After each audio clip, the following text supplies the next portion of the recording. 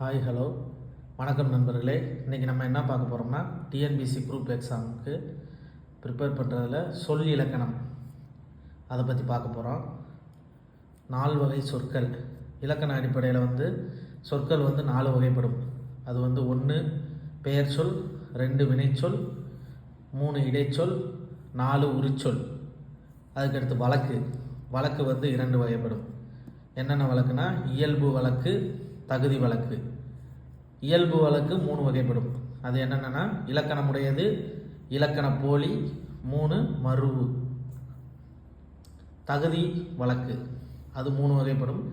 அது என்னென்னா இடக்கரடங்கள்,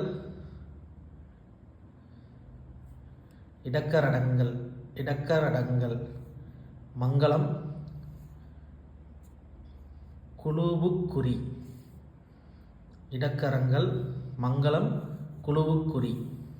போலி எத்தனை வகைப்படும்னா 3 வகைப்படும். அது முதற் போலி, இடைப்போலி, கடைப்போலி. அதுக்கடுத்து மெய்மயக்கம்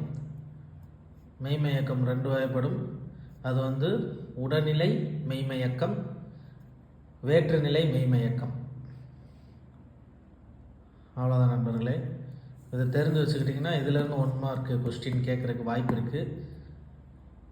இதுபோல் இன்ட்ரெஸ்டிங்கான வீடியோவை பார்க்கணுன்னா நம்ம சேனலை சப்ஸ்கிரைப் பண்ணுங்கள், பெல் ஐக்கான ஆளில் போடுங்க.